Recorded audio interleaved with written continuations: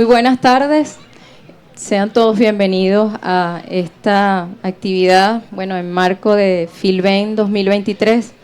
Esta tarde hemos coincidido amigos y hermanos, poetas de la tierra de Colombia y Argentina que nos acompañan, que nos visitan en esta edición de Filben, y los poetas de Venezuela que vinimos a presentar un libro de un poeta que falleció recientemente, un poeta venezolano, el poeta Reinaldo Peresó. Y como estamos entre amigos, decidimos hacer esta actividad de manera conjunta entre Asirema Ediciones, un sello editorial venezolano independiente, y Abisinia, un sello de Colombia, Argentina, ¿no? Abisinia ha editado un libro muy hermoso de nuestro maestro Luis Alberto Crespo, que además viene a inaugurar una colección de poesía venezolana. Y nosotros, venimos a presentar una novedad editorial de Asirema. Antes de presentar la reseña del libro de Reinaldo, Torceduras, fue el último libro que Reinaldo escribió en vida. Dejó muchas otras cosas, pero fue lo último que se editó de él. Yo quisiera, compartir muy brevemente un testimonio que recogió el poeta Antonio Trujillo, quien nos acompaña también esta tarde, para un libro que va a ser reeditado próximamente, que se llama Regiones Verbales. Es un libro donde se hace un paseo por la poesía venezolana a través del testimonio de sus poetas. Ese libro hermoso, los poetas hablan de cómo escribieron sus poemas. Afortunadamente, Antonio, que es un gran poeta y conversador, hace apenas unos pocos meses él habló con Reinaldo y recogió ese testimonio. Y en esta nueva edición de ese libro se va a incorporar, ¿no? Entonces, para no extenderme, ¿verdad? Porque la tarde es larga. Entonces quisiera brevemente compartir parte de las palabras de Reinaldo cuando conversa con Antonio. Y dice: hubo un momento en que me digo, tengo que rescatarme, no tanto de la cuestión familiar, sino rescatarme de mí mismo. O sea, en la medida que yo rescataba ese lenguaje y toda esa historia familiar, yo me enhebraba con la familia y me enhebraba conmigo mismo. Ahora, quisiera compartir con ustedes unas palabras que escribí para el libro de Reinaldo. Yo soy miembro del Consejo de Redacción de la revista Poesía, una revista que se fundó en el año 1971 y que Reinaldo fue, junto al poeta Alejandro Olivero, fue cofundador de esa revista. Es una revista que se mantiene viva y que se ha especializado durante todos estos años en poesía y crítica literaria, ¿no? Yo, tuve la fortuna de compartir con él en este último año. Fui una de sus talleristas. Reinaldo siempre estaba como muy interesado en escuchar a los jóvenes poetas. Siempre estaba muy activo, ¿no? Dando talleres. Y en este último taller, pude afortunadamente participar. El taller nunca terminó porque nunca cerramos ese taller.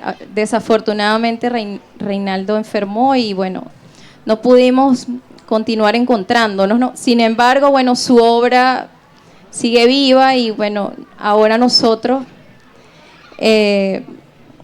tratamos de acercarnos a esa obra también como un homenaje a un maestro, ¿no? Que nos enseñó muchísimas cosas. La poesía de Reinaldo Peresó es una obra donde no existe separación vida-muerte. Una es constitutiva de la otra. Desde el primer libro, Para morirnos de otro sueño, la poética de Reinaldo está consustanciada con la búsqueda de la trascendencia del ser. No en vano, a lo largo de su vida transitó por varias formas de fe: el budismo, el cuarto camino de Gurdjieff, la santería y el judaísmo. Como su fe, su poesía está encaminada a develar el misterio humano por saber qué hay detrás de esa puerta que llaman muerte. una poética breve, evocativa de lo cotidiano, los objetos, la casa, que busca siempre la presencia otra que llamamos Dios. Se trata de una poesía acentuada en el silencio y la trascendencia de la soledad humana. Ya nos dijo el poeta César Panza en su texto Nosotros y RPS, en la poesía de Reinaldo, aunque se le relacionaba con la muerte y la soledad, era leída en grupos, reunía a estudiantes universitarios del país, a críticos intelectuales de la época y les hacía sentir más vivos. Su poesía, Severa Panza, era una suerte de adicción. De una mano a otra traficaban los pocos volúmenes de sus libros. Ahora bien, la herencia de Peresó a la poesía venezolana es la correspondencia ética y estética de vida y obra. Como afirma Panza, se trata de un dispositivo articulador para la crítica y la praxis cultural, que ha servido a muchas generaciones para despertar una conciencia por el oficio. Reinaldo no es un poeta de la nostalgia. Como él mismo expresara en una oportunidad, la memoria es la imposibilidad de vivir, una fotografía borrosa, y su único tratamiento con ella es confrontarla con el presente. Es una manera de afirmar la vida misma. Para Reinaldo, la nostalgia en la poesía conduce a la queja. Mirar hacia atrás, como la mujer de Lot, es vivir en el remordimiento. Esta idea responde, posiblemente, a su práctica budista y su conocimiento de los principios de Gurdjieff del Cuarto Camino, los cuales proponen, entre otras cosas, el autoconocimiento, la aceptación consciente del entorno y del propio pensamiento. De alguna manera, Reinaldo Peresó amalgamó su búsqueda espiritual con su poesía y por ello ésta responde al misterio vida-muerte. El cuerpo es un traje que se cambia al morir y el alma la habitamos por siempre. Esa interrogante se responde en muchos de sus poemas. Nos dice el poeta: quizá en donde el otro, el del alma, asume el lenguaje y el cuerpo acepta. El cuerpo no sabe escribir ideas, toca, mira, oye, presiente, huele, saborea. El alma debe sentir, interpretar, sopesar, es como un espíritu sin cuerpo. Torceduras es la resolución final de quien intuye el vuelo. Un libro construido en 3 cuerpos, nada sobre piedra, torceduras y postales. Nos propone la trascendencia del ser que abandona el plano físico. Apoyado en el epígrafe del gran poeta gallego Celso Emiliano Ferreiro, Reinaldo escribe un sujeto que se resigna ante la muerte. Los corazones de los hombres que a lo lejos acechan, hechos, están también de piedra. Sabemos de la cercanía en sus últimos años del judaísmo, cuyo encuentro alude a su origen familiar sefardita. En la tradición judía, la piedra representa la presencia de Dios, la cual es conocida como la roca de Israel, simboliza lo duradero, permanente, omnipresente y lo que trasciende a la vida. Pensamiento que se recoge en Deuteronomio 32:4 del Antiguo Testamento de la Biblia. Él es la roca cuya obra es perfecta, porque todos sus caminos son rectitud, Dios de verdad, y ninguna iniquidad en él, es justo y recto. Y la versión de la Biblia latinoamericana nos dice en el mismo versículo: la roca, su obra es perfecta, porque todos sus caminos son justos. Dios, de fidelidad y sin injusticia, justo y recto es él. Asimismo, en los rituales funerarios judíos, la piedra es utilizada para marcar la visita y expresar respetos y honores al difunto. De esta manera observamos que a lo largo del poemario revela símbolos y rituales de prácticas fundamentales del judaísmo. Podemos apreciarlo mejor en el siguiente texto. Piedra sobre piedra, lo mismo, nada sobre piedra, a nada se van los cuerpos, lo hecho de los cuerpos anublándose en las horas, esa piedra nuestra, Sobre esa piedra nuestra se hagan muro, se deshagan, lo mismo, una oración sobre oración.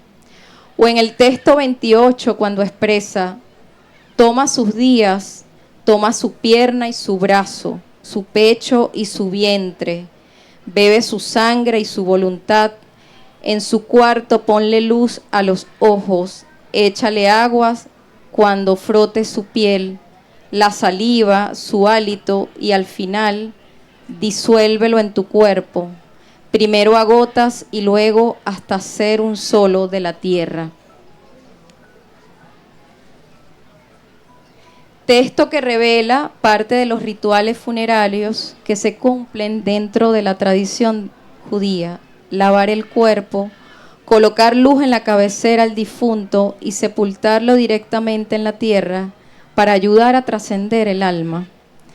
Yéndose hacia sí mismo, el poeta mira desde la desnudez de la tierra, tendido con sus manos encima de una roca y advertido y sorprendido por la muerte. La torcedura advierte un movimiento, una contorsión no habitual. Los órganos se han preparado sin una boca a un lado y aún cuando se toca, nos dice el poeta, aún existen cosas que nos están haciendo falta. Hay surcos donde la sangre fluye, razones que abandonan la lógica y las oraciones se enhebran a sí misma. Un ángel afuera. Finalmente, el poeta concluye el movimiento en un tercer cuerpo del libro titulado Postales, en el cual envía sus entregas desde el lugar donde mira el mundo. Atestigua la lluvia, el movimiento de las cortinas, los insectos, el recorrido de la luz del sol, el movimiento del perro, el tejido de la araña, la cal en la textura de las paredes, un enfermo de un hospital. Nuevamente es el cuerpo el punto de recepción y emisión de señales, deseos, impulsos, pulsiones, una sustancia capaz de desdibujar toda distinción cuerpo-alma, sujeto-objeto, adentro, fuera. Gracias.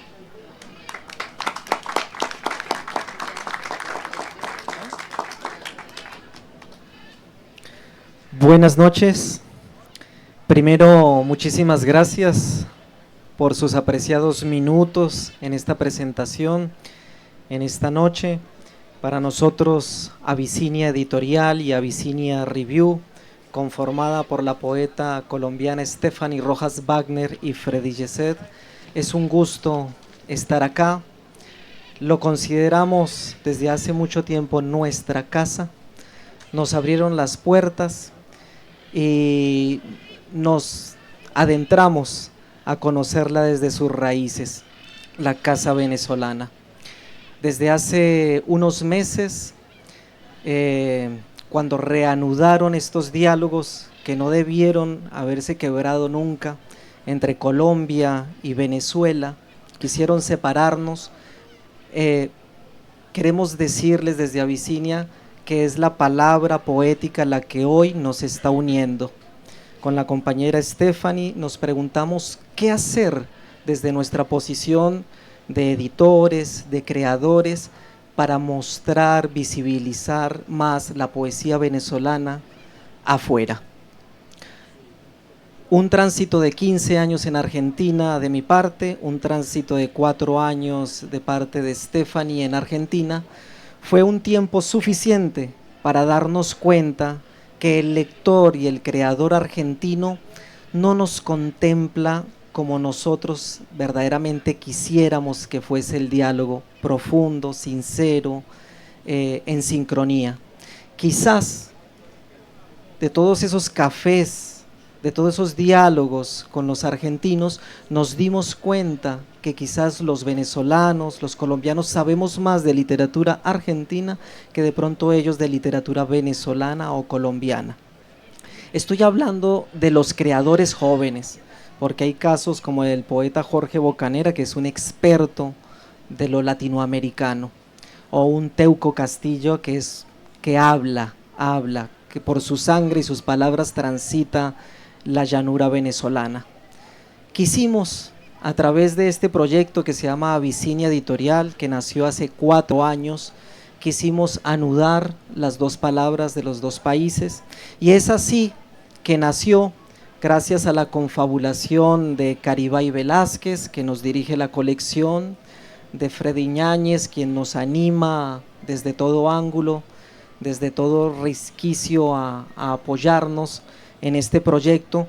Es así que nace la primera colección de poesía venezolana en Argentina y en Colombia. La dimos en titular Zona Tórrida, en homenaje al maestro Andrés Bello. Cuando se propuso el nombre de Andrés Bello me pareció hermoso, en el sentido de que es nuestra literatura fundacional, que vea las raíces, que vea al abismo del lenguaje y a la conformación de un idioma.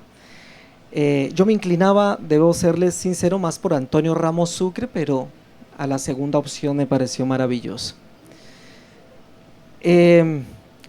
Quisimos que la colección fuese 100% venezolana, y es de esta forma que involucramos al maestro Juvenal Ravelo para que sus obras, para que el arte cinético por el cual son ustedes también los venezolanos tan reconocidos a nivel internacional, fueran también la ilustración de nuestras tapas. Los que se acerquen de pronto al stand de Abisinia Editorial se van a dar cuenta que de pronto somos un poco locos en cuanto al color. Por ejemplo, nuestra colección de poesía portuguesa, toda está ilustrada con las obras de Graça Moraes, según la poeta Lauren Mendinueta, la Picasso portuguesa viva.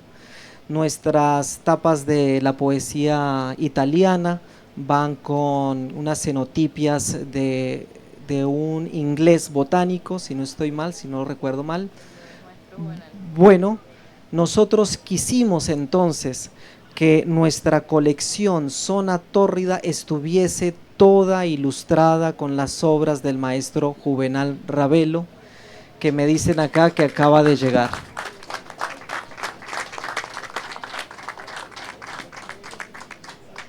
Una vez termine mi intervención, vamos a invitar al maestro para que dé algunas palabras acerca de su obra y de lo que representa para él estar por allí en estas páginas, en estos libros que se van a exhibir en Argentina, en Colombia. Y una hermosa noticia que tenemos, desde la semana pasada vamos a ser distribuidos por la distribuidora Guzzi en Uruguay. Entonces es un público exquisito, el uruguayo, y nos complace mucho que estemos en 3 países y en Venezuela un 4.º país. Para nosotros, mi querido Luis Alberto Crespo, es un honor tenerte en nuestras páginas, es un honor para nosotros que comiences esta colección. No tuvimos duda, no tuvimos debate ninguno para escoger la persona y la obra que iba a comenzar esta colección.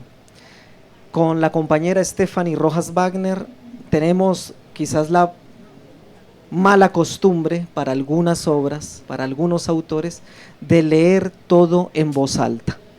Y debemos confesarte que aquel sábado en el que empezamos a leer poema, poema, poema de tu libro, quedamos con el pecho hinchado de orgullo de saber de que teníamos un libro maravilloso en la editorial Abisinia Editorial. Me gusta mucho la palabra torcedura que utilizas acá, y yo venía masticándola desde hace unos días. Mi querido Luis Alberto, nos agrada la torcedura del lenguaje que tú tienes en tu poesía, ese juego sintagmático donde anudas la tradición con lo moderno. Eso nos parece maravilloso. Tenemos un listado gigante de palabritas que son muy venezolanas, y quizás son esas palabras, esas expresiones que le dan un sabor, un tinte especial a tu palabra y que degustamos. El libro se titula Terroso, y agregar nada más que nuestros libros comienzan con un mosaico marroquí. Compramos hace mucho tiempo una fotografía bellísima de un templo marroquí.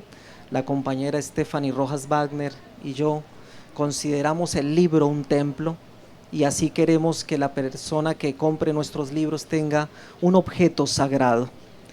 Todos nuestros libros tienen una característica también especial: están firmados por el autor. Una ideita que nos robamos por allí de una librería en Nueva York. Creíamos que íbamos a vender más con los textos firmados, pero bueno, la poesía tiene sus tiempos. Además, consideramos el libro un bosque. Quisiéramos responderle alguna vez a la naturaleza, a la ecología, con todos los árboles que sacrificamos por un objeto tan preciado. Si sacrificamos la vida de un árbol, queremos que ese árbol tenga una vida hermosa acá. Y es así que nuestros libros tienen por allí un animal totémico. Este es el barranquero. Van a encontrar a esta ave volando en diferentes posiciones durante todo el libro, y además en la última página tienen un código QR donde pueden acercar su celular y les va a saltar un link y van a encontrar al poeta compartiéndonos 3 poemas. Para los que piensan como Ovidio que en el amor no basta atacar, hay que tomar la plaza, este libro se terminó de imprimir en el mes de octubre de 2023, simultáneamente en Buenos Aires con Avicinia Editorial, en FP Impresora, y en Colombia en los talleres de Panamericana Formas e Impresiones. En papel Coral Book Ivory, 80 gramos, tipografía Garamond, tiraje 400 ejemplares. Procedo a darle la palabra al maestro, al amigo Leonardo Ruiz, quien acaba también de publicar un libro en Monte Ávila.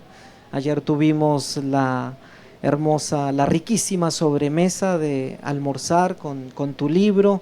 Arrancamos ya a leerlo, tenemos mucha curiosidad de lo que está aconteciendo en Venezuela, y para nosotros es un hermoso camino, un río allí, a ilustrar al público argentino, a hacer un puente amable, un puente cálido con la palabra y el asombro venezolano. Procedo a darle entonces la palabra a Leonardo Ruiz, quien nos va a ilustrar un poco acerca del libro de Luis Alberto.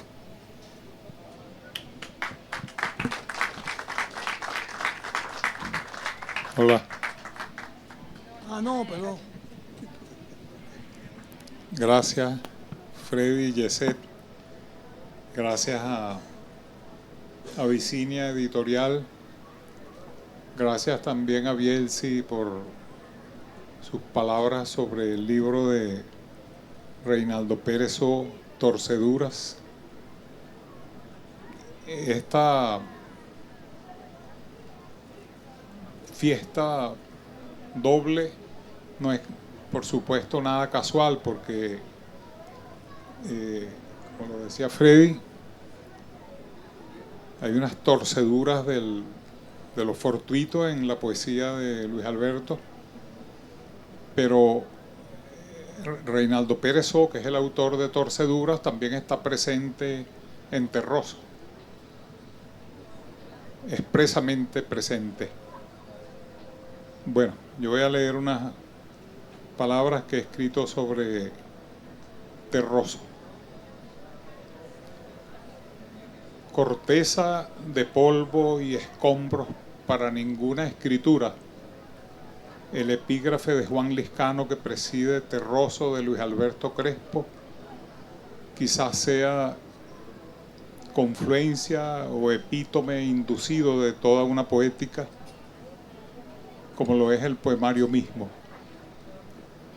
Síntesis es la palabra, porque a esa obra de Luis Alberto Crespo la componen en una línea de tiempo que va de Si el verano es dilatado, de 1968, a este nuevo libro que bellamente lanza Avicinia Editorial, varias obras más en prosa, en verso, en habla, en crónica, todas las cuales hacen acto de presencia y de ausencia en Terroso. Es que Terroso, la palabra Terroso, no es un mero adjetivo, sino como condición o ámbito de una escritura escarbada y arada y no solo en esa mezcla de materia y luz que es la tierra, dígase el terrón o la tierruca de la memoria hecho casa y habitante, sombra y gente, nómbrese acto de embarrialarse o decirse en lo seco, en las zanjas o surcos o líneas de un escribir que el aire hace, como a la mano que la logra o busca magra. Hay en la voluntad de Terroso del libro un estado de ánimo, un temple, una materialidad cuyo aire no es sino impuramente lírico, telúrico, terroso.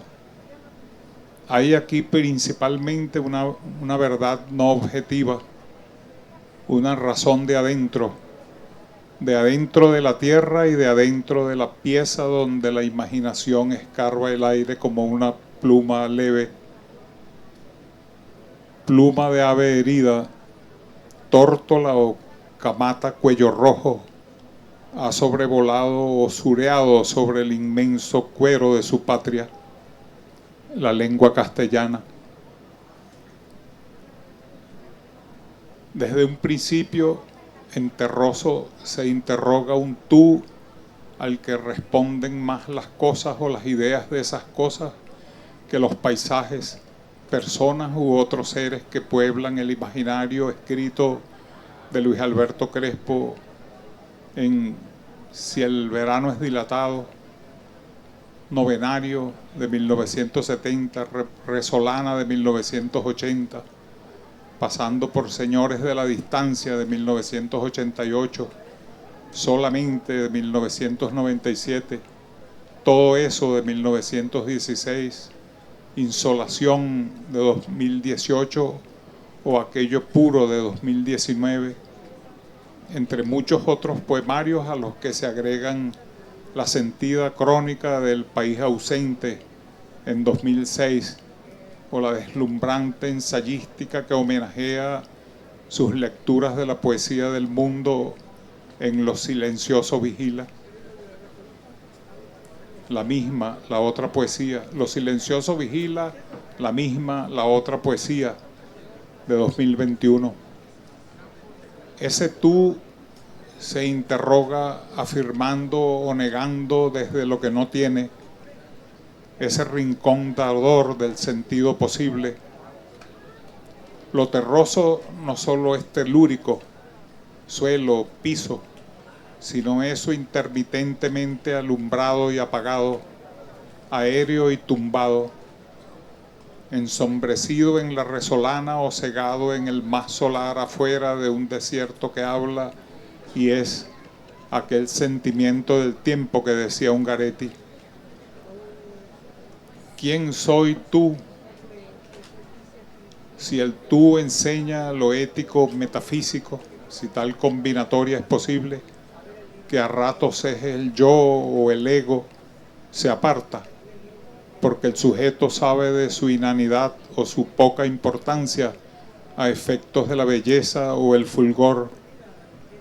Si aunque sea por no dejar se aparta o lo conjura el poeta, quizás pueda lograrse la contemplación, el satori, el satori zen del fulgor, el fulgor, la visión transparente de lo real y de lo otro, del paisaje de adentro y de la intensa exterioridad, incluidos el infinito o el desierto, incluida la abundancia, aunque resulte que ahora las lámparas han ensuciado la luz y el tiempo se acorta, sobre todo el tiempo tal y como es percibido vulgarmente. Lo adánico es agónico en Terroso. Lo que se quitó de aquí no lo hubo nunca. No te canses de no hallarlo, ni te vayas para saberlo. Hasta un cerro es la última vez, dice Luis Alberto. Terroso es poesía de paradojas. Ascensional no sigue sino hacia la dialéctica y cierto relativismo. Se sube hacia la tierra, hacia el soporte, y eso acaso sea el lenguaje, como lo que arruina e ilumina, se siguen alzando emoción y acto, casi como una sublevación frente a la temporalidad y sus deshorizontes. Por ello los tiempos, los verbales, no coliden con lo falseado para desaparecernos del siempre.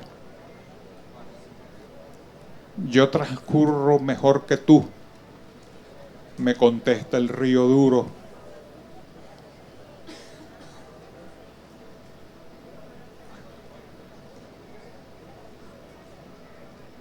El concepto de terroso es la firmeza de lo que forma el agua con tierra, la solidez del aire, lo movedizo del significado como tordito que da unos saltos. Luis Alberto Crespo visita a los poetas, poemas y demás seres amados. Les pasa como esa acera que se mueve e inmoviliza la carrucha, la misma palma inmóvil de Arbelo Torrealba frente a la fugaz sabana. Visita a Liscano, a la Dickinson, a Sánchez Peláez, a Nerval, a los muertos de Comala, a Paz Castillo y a Valera Mora, a Perezó y a Palomares. Visita al padre en su hamaca de crear y pensar, a don Antonio, así como visita la tierra de aquella hermana cuyo vuelo terminó en Paloma.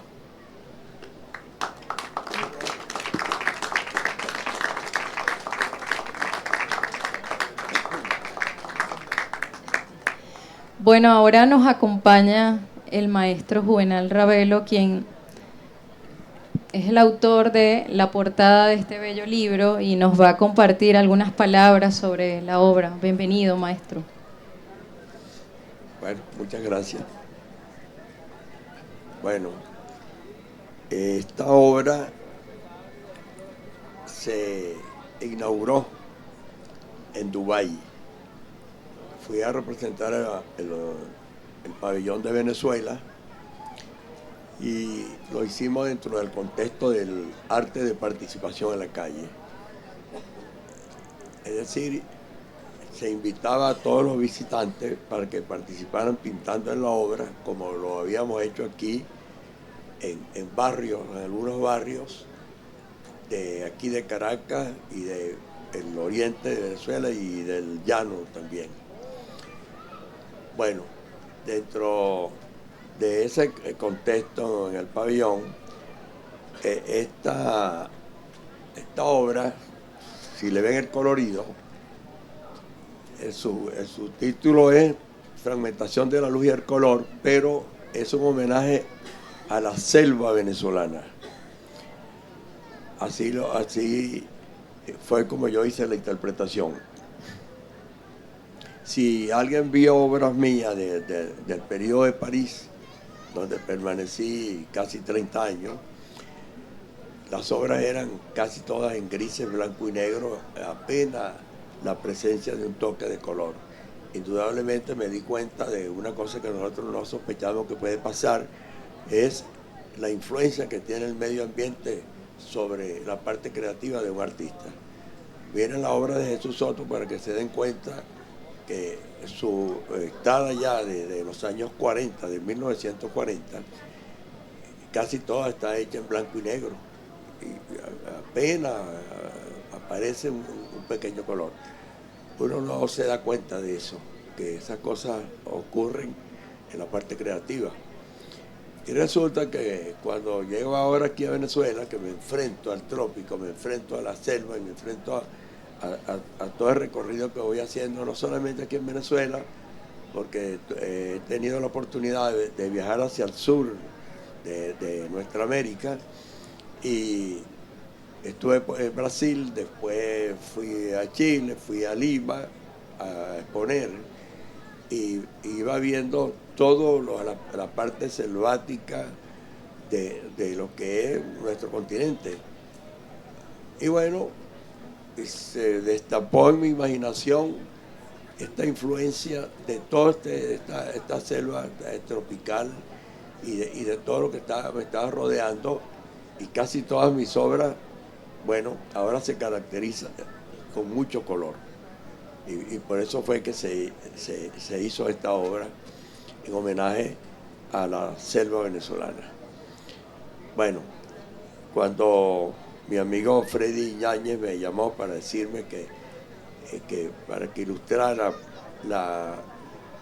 10 libros, me dijo, de la colección, y el primero era para Luis Alberto Crespo, me contentó mucho, porque ahora es cuando yo me estoy encontrando con el poeta Luis Alberto Crespo, el que yo encontré en un viaje que hicimos a Macuro, porque iba a cumplirse 500 años de la llegada de Cristóbal Colón a Macuro, y fuimos los dos con una comisión que se nombró como Comisión 500 años para celebrar los 500 años. Y yo iba con la idea de arte de participación con los habitantes de Macuro, pero un viaje que había hecho antes que llegara Luis Alberto, hice el recorrido en Macuro y me di cuenta que Macuro estaba en los problemas de miseria horrible, las calles rotas, las cloacas desbordándose, el dispensario que tenían no tenían ni ventiladores ni medicina, y yo fui acompañado de gente de Cumaná, como el poeta Badaraco, Ramón Badaraco, que era el cronista de Cumaná. Y cuando vimos ese panorama, yo dije, bueno, yo me niego a participar en esto. No.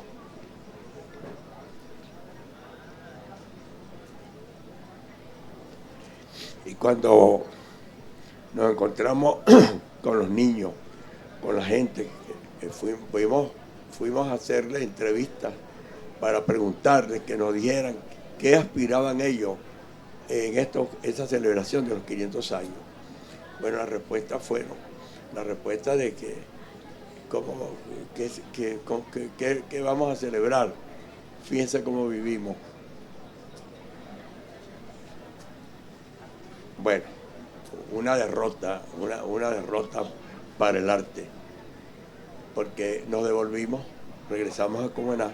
En Cumaná comenzamos a recoger, a pedir con los mismos miembros de la comisión, conseguimos muchas cosas y regresamos.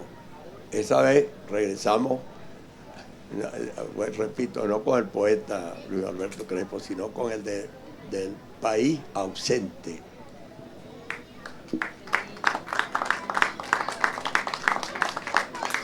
El de su columna en el diario El Nacional, donde iba descubriendo todo lo que ocurría fuera de nuestra capital, Caracas, el país ausente. Y en su visita, cuando hicimos el recorrido, nos encontramos con el mismo problema. Él escribió como tres artículos sobre Macuro. Bueno, yo me negué a realizar la obra. Hubo la intervención de otras personas que fueron de esos que se llaman contratistas, que van buscando dinero. Mi objetivo no era buscar dinero, mi objetivo era hacer esta participación en la calle con la misma gente de allá, y que se le devolviera la felicidad al pueblo con el arte y resolviendo los problemas del pueblo.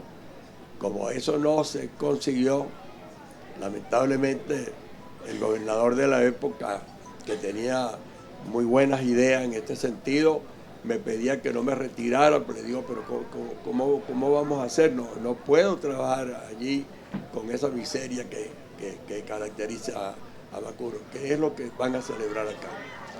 Fíjense lo que pasó, para hacer el cuento más corto. El gobierno nacional de la época, era el presidente Caldera, que estaba en ese momento, fue con los ministros. ¿Sabe lo que hizo la gente de Macuro? Todos se quedaron encerrados en sus casas y no asistieron a los actos que hicieron ahí. No hubo presencia de la gente, como una protesta. Por supuesto, ya nosotros no estábamos allí ni asistimos a eso, porque como lo escribió el poeta en su columna, cuando habló de eso, recuerdo que él dijo esto, unas palabras que yo le dije a la gente de Macuro, que antes de ser artista cinético, yo me convertía en un libertario de esa palabra que se llama pueblo.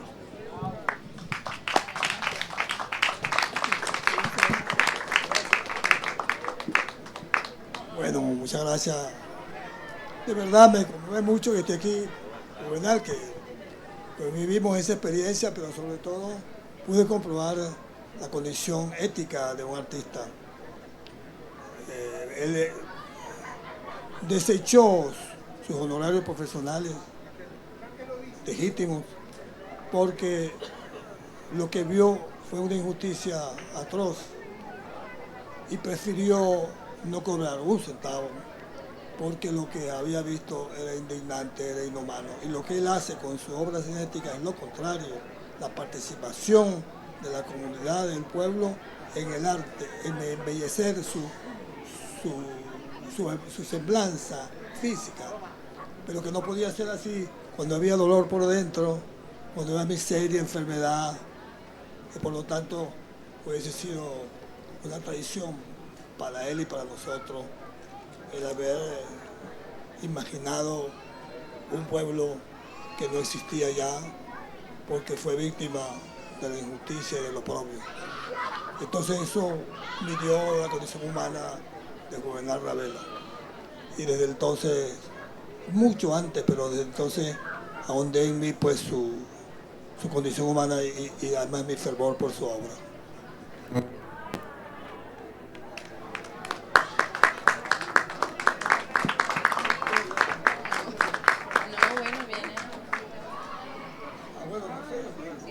Tiene que leer, por supuesto. Sí, no se puede ir de aquí sin leer. Y después los invitamos a todos al bautizo de los 2 libros. Bueno, muchas gracias. No es fácil porque... Sí, no es fácil porque yo no hice la selección, pues que siempre se acostumbra, pero vamos a ver. Bueno, voy. Este es un poema dedicado a Juan Sánchez Peláez. Me dijeron que me fuera de aquí, que me llevara las cosas de mi infancia, la mula de mi escoba, el sombrero que me regaló el sol, mi llovizna en el patio, el dibujo de una paloma que me enseñó a ser un silencioso, la sombra que fue mi cabra, el azúcar de mis hormigas.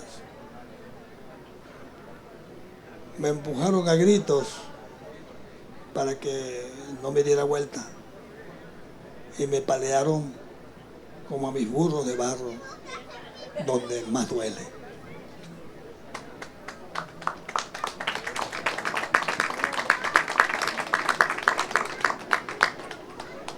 Esto está dedicado a mi hermana Graciela, que murió desangrada. Su desaparición mientras vivía terminó en Paloma. Le pidieron que llorara, no pudo, terminó en Paloma. Su sequía, que fue su casa, terminó en Paloma. Su silencio, cuando nos oía, terminó en Paloma. Era virgen, nadie la usó, terminó en Paloma. Su sangre no quiso seguir por dentro, terminó en Paloma. Su desprendimiento del aire terminó en Paloma. La tierra, polvo de sus huesos, terminó en Paloma y siguió volando.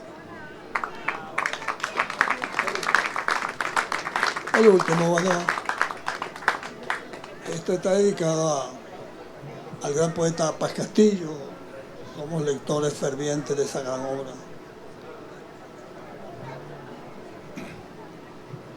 Allí está sus huesos ligeros, sus plumas, su canción.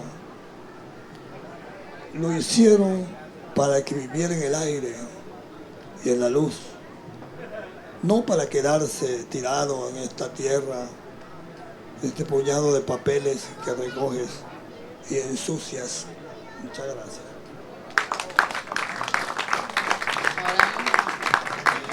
Bueno, ahora para culminar este doble bautizo, queremos invitarlos a que nos acompañen a bautizar a Torceduras y a Terroso. Vamos a abrir acá los... Aquí, tú tienes uno.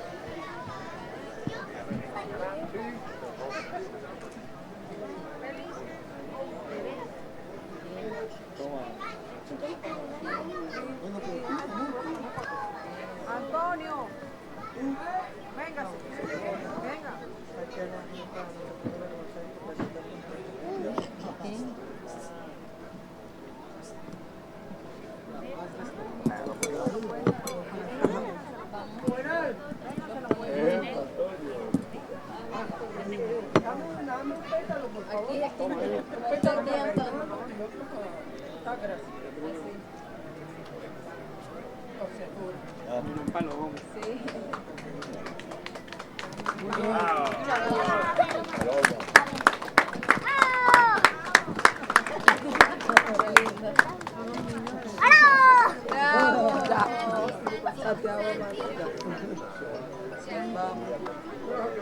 Ajá.